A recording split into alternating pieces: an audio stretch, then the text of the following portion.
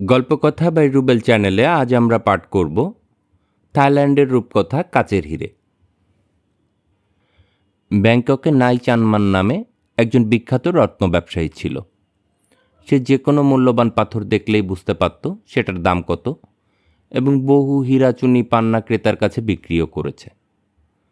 সেই সময় ক্রোয়াডি নামে এক চতুর লোক ছিল। সে অন্য লোককে বোকা বানিয়ে টাকা রোজগার করত।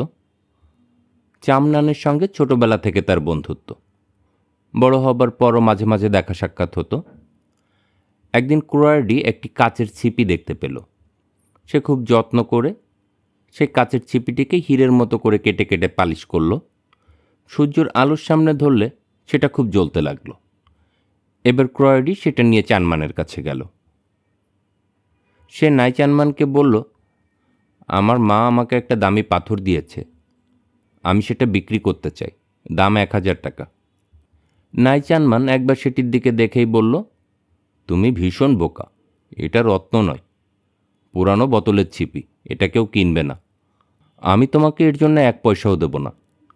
এ কথা শুনে ক্রোয়াডির মুখটি এমন করুণ হয়ে উঠল যে চামনানের দুঃখ হলো, এবং বন্ধুকে সান্ত্বনা দেবার জন্য বলল, তোমার এই জিনিসটি আমার দোকানে রেখে যেতে পারো, যদি কারোর পছন্দ হয় সে কিনতে পারবে। এরপর বেশ কয়েক মাস কেটে গেছে, দুজনের আর দেখা হয়নি। চামনান একেবারেই ভুলে গেছে তার দোকানে রাখা কাচের ছিপিটার কথা। একদিন এক ধনী ব্যক্তি তার দোকানে এলো। সে বলল, লাওসের রাজপথে একটি মূল্যবান রত্ন খুঁজছে।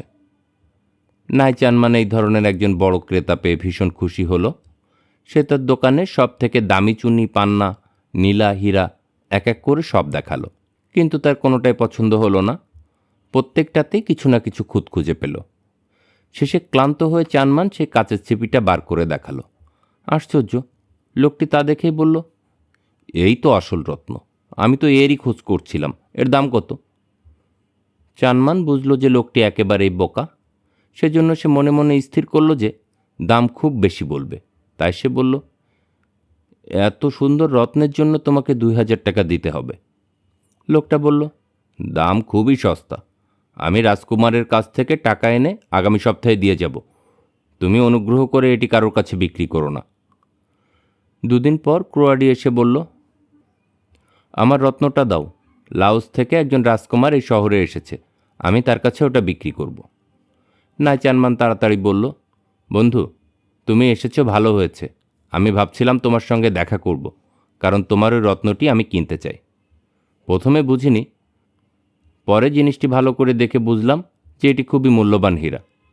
ক্রোয়াডি বলল, আমি এটা তোমাকে কেন বিক্রি করব? রাজপুত্রকে বিক্রি করলে অনেক বেশি দাম পাবো।